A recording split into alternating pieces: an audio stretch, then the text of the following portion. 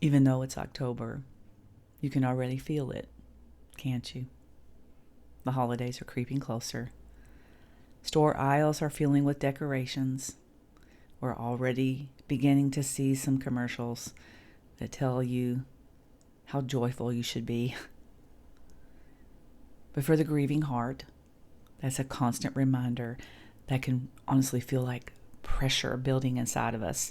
The dread starts early, the calendar turns, and suddenly you're face to face with memories and expectations and the ache of what used to be. It is a season that is challenging for most of us and quietly becomes a time of survival. I know this season can feel impossible, friend. The world says it's a time to celebrate, but your heart just really wants to hide. You may be running from the pain, or you may be frozen by it. But peace isn't found in escaping the ache. It's found when you slow down long enough to let God hold you in it. If you're new here, I'm Teresa Davis, the host of the Grief Mentor podcast. Each week, we walk through these hard places of grief, and today I want to help you begin to start processing the holidays, because I know it's already on your mind, because it's already on mine and many others that I work with. So stick with me today, friend. I'm going to give you some tools that you need to make it through this season. If you're grieving the death of your child and you want the steps that lead to believing with confidence that life is still worth living, then you're in the right place. Hello, I'm Teresa, a grief mentor. That's been where you are, and I teach grieving moms like you how to navigate life after child loss. If you're ready to take a step of courage and build a solid foundation to live with hope and purpose, then I'm here to teach you how. Are you ready for what God has for you? Then I'm ready to teach you.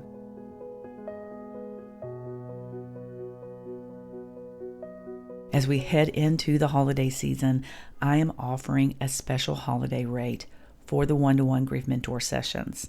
It's a quiet space where you and I can process what you're carrying and create just a simple, faith-centered plan for you for the season. And after our time together, you will receive a printable guide that I created just for you. It's called Peace for the Holidays, a simple plan for grieving moms.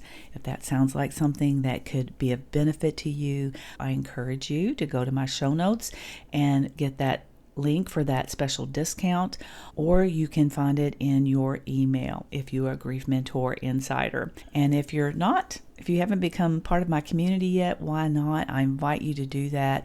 I send out one email a week, that's all. It's usually just a short encouragement that goes along with the podcast. I have some quick, easy links for you there to access the podcast and the blog right from that email, so that you don't have to worry about finding all those links in separate places. Go to thegriefmentor.com to join the newsletter, or you can just find that simple link in my show notes. I look forward to getting to know you, friend. The first holiday after my son Andrew went to heaven was basically a big blur. Andrew went to heaven on November 30th, 2018. The presents were already purchased. Most of them were already wrapped and under the tree. So I don't have to explain to you what that was like, right? Very challenging, very traumatic to go through gifts, knowing that he would never receive them. The second Christmas was basically felt like my first, because I didn't even feel human for that first one. And I remember the dread that started about this time, because fall was always my favorite time of the year. And that went away for a while, friends. I'll be honest, because fall to me represented death for many years. Andrew and I spent some time together, just about 11 days before he went to heaven, raking all the leaves in our backyard. So to me, I equated death with fall. So it was a difficult time for me to overcome. The sound of rain dropping on the leaves was a massive trigger for me to be able to manage, because Andrew's accident happened on a Friday morning, and in November, lots of leaves on the ground, and the sound of rain dropping on the leaves was a constant reminder of Andrew's death, because Friday evening it began to rain, and because they would not allow me on the crash site, I could not grasp that what was happening, because we didn't get confirmation of Andrew's death until Sunday. So in my mind, he was alive, laying somewhere that he was trying to survive, and now it was raining, and he was wondering where I was, and why wasn't I there. It made me feel anger. It made me feel shame. It made me feel like a failure. Every time it would rain and I could hear the rain dropping on the leaves or even see it out the window. So it was a massive trigger that I had to learn to work through. But here's hope, friend. You hear me talking about it right now, and I'm not falling apart. Yes, it's still part of my memory, but it doesn't hijack my body anymore. Because of the grief work that I have done, I've been able to process those triggers. So I want you to know that you're seen and you're heard and you're understood, because I know what that's like. The very first year, just getting through the fall was a major hurdle for me. And then facing the holidays felt like an insurmountable mountain. So I've learned much from that, friend, and that is where the Grief Roadmap came to be. What I teach inside of the Grief Roadmap is everything that I have learned to be where I am right now. Praise God that He has taught me the tools that I needed, and He's given me the ability to teach those to you. I am so thankful for what I have learned along in this journey. And by the way, the wait list for the Grief Roadmap is already growing. So I encourage you, if you think that is something that you might be interested in, to go ahead and join that wait list. That way you will be the first person to know when the date is. I haven't set the date yet for the next class. I'm still working that out with my schedule and my plans for the new year. The current class will be finishing up at the end of December, so I will be announcing when the next class will be shortly after that, but I haven't solidified those dates yet. But just so you know, it is coming, and those of you that are on the wait list will benefit from that. You are the first person to know of the release date, plus you'll be the first one to be able to take advantage of any bonuses that I have that is going to be there for you because of your loyalty of being on that wait list. Now, what I want to help you do today, friend, is help you have some tools to understand not only how to get through this season, but what's happening inside of you. So let me break this down. The first place we often go during this time of year when we are grieving is emotional avoidance. You say, well, Teresa, I don't know what that means. Well, let me break it down for you a little bit. Grief often drives us to do, because motion feels safer than emotion. Right? Let me say that again. Motion feels safer than emotion. We don't want to feel it, basically, friend. That's what that means. So we fill our days with busy. That way we never have to really stop and feel. But this is what I want you to understand about emotional avoidance. It is a temporary relief. Okay? It makes us feel like, well, we're doing something, so at least we're doing something. I'm not being lazy, right? I'm doing things. But what that does, it brings a temporary sense of control, that brings a temporary sense of calm. But, friend, it has a short fuse. Emotional avoidance will eventually leave you empty. Truth. We cannot heal what we refuse to face. Listen, the best example that I can give you is found in the Word of God. In John chapter 11, Jesus wept. Why is that important to you right now, friend? Because Jesus wept even though He knew the outcome. I'm talking about the story of when He raised Lazarus. He wept. He took time to be present in the moment. And He wept, even though He knew the outcome. That's the kind of God we serve. He didn't push past his sorrow. He allowed himself to feel it in the moment. And friend, when you are emotionally avoiding the pain, you do not allow yourself to be present. Stick with me because I'm going to teach you how to be present. But first, I want to talk to you about the opposite of emotional avoidance. It's when our grief completely shuts us down. Some moms find themselves in that spot where they completely shut down. You're not able to do anything. It's not because you don't care. It's because your body and your mind are overwhelmed. And that's what trauma does. It freezes us. And this is what I hear from so many moms. When you feel that frozen mode, they'll tell me, I'm just so lazy. But friend, you're not lazy. You're experiencing the trauma of what you've been through. But I do want to mention this. Allowing yourself to stay too long in that space also becomes a trap, because isolation will begin to grow louder. The world starts to get smaller, and before you know it, you've lost days, weeks, or even months without a single flicker of light or connection with others, maybe even in your own household.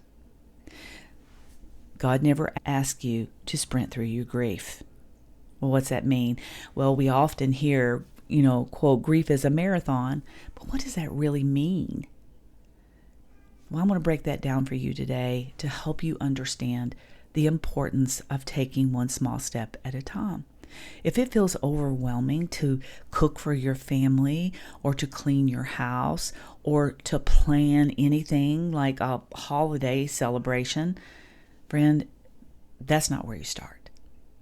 You must start much, much smaller. So what do I mean by that? Well, that means you give yourself permission to step outside. If you have been inside of your house and you have had very little contact with the outside world, friend, it is very important for you to start stepping outside of your house. Even if it's just for 5 minutes, to be outside so that you can feel the fresh air on your face, that you can feel the sun. Listen, it's important. We have what's called a circadian rhythm. And if your body does not get enough natural light at the right time of day, it will prevent you from being able to get a good night's rest. Did you know that? There is another piece to this. If you feel so paralyzed that you're not able to do anything, I invite you to open up your Bible and read one psalm out loud, just one. Maybe you can text a friend and say, today I'm really having a hard day. Can you please pray for me? The small act of reaching out breaks the silence that grief tries to build around you, friend. Whether you've been running nonstop or you completely shut down, the invitation is the same. Slow down enough, just enough, to let God in. You see, peace begins where striving ends. Let me explain something to you. You hear me often talk about when we knock and we keep on knocking, that God will open the door and let us in. You've heard me say many times, I've knocked on that door so much, my knuckles are engraved in the door. But I want to give you a different view today. God is also knocking on your door. And see, when you're so busy and you're going from the next thing to the next thing, you don't hear his gentle knock on your door. Peace begins when you hear that gentle knock and you open the door and let him in. That knock on the door says, can I come and sit with you a while? We don't really have to talk. I just want to be with you so that you can feel my presence. I love you so much. I just want to sit with you. What does that little window of opening the door and letting him come in and spend time with you look like? Maybe that's sitting in your car for 5 minutes after you get home from work before you go in the door.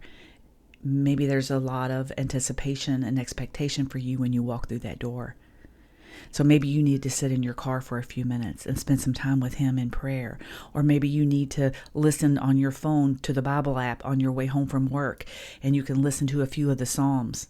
Taking 10 minutes of your day, 10 minutes, friend, stops that cycle. You see, there's a cycle that when you are a doer that you live in.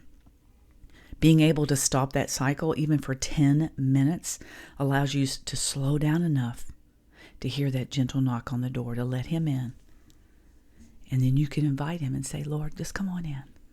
Come sit with me for a while. Let's spend some time together. That's it. You don't need a plan or perfect words. Those small pauses are where peace begins to take root in your life, regardless of what is going on around you on the outside. Now, what if this is your first holiday season? If it is your first holiday without your child walking beside you, I want to say this. It's okay if you want the season to disappear. It's okay if you don't want to decorate.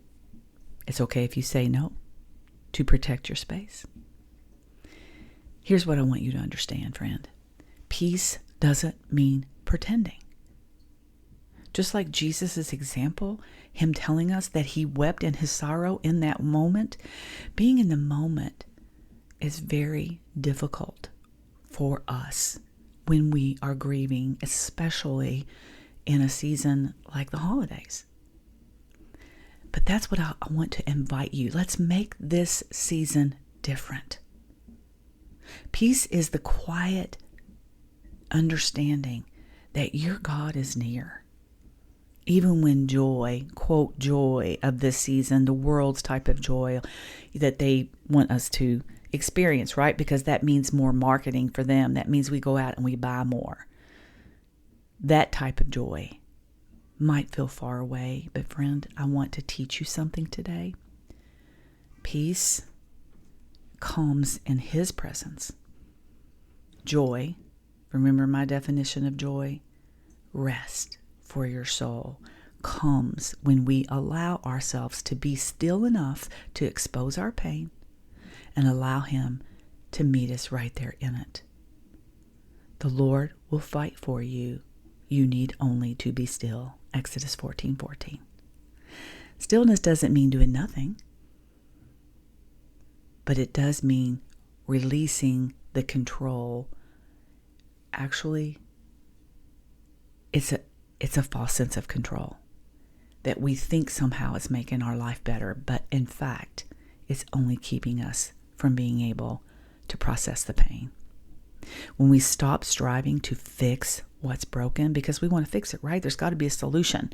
I can't feel this way for the rest of my life, so I've got to be fixed right now. But friend, that is not how grief works. We can get really stuck in the places to where we feel broken and feel like that there's no way out of that. That's why you have me. That's why you have the grief mentor sessions that I'm offering right now at a discounted rate through November 22nd to help you process all of this. Fixing your grief doesn't start with you doing more. It starts with you opening the door to allow God in to heal these places of pain. If you think you could benefit from some one-on-one time with me, I invite you to do that. I have this new printable for you, Peace for the Holidays, that'll give you some concrete steps for you to be able to use to put in place to manage this season. It's a time where you and I can just sit down together and come up with a plan to help you be able to breathe again. You don't have to rush through this season. Often we completely miss fall because we're so worried about what comes next. Peace doesn't come from doing more. It doesn't come from doing absolutely nothing when you're frozen in your grief either. It comes from resting in the one who holds you through it all. Remember this: you are not forgotten. You are deeply loved. And even in this, God is near. And that's all I have for you today. So until next time, take care.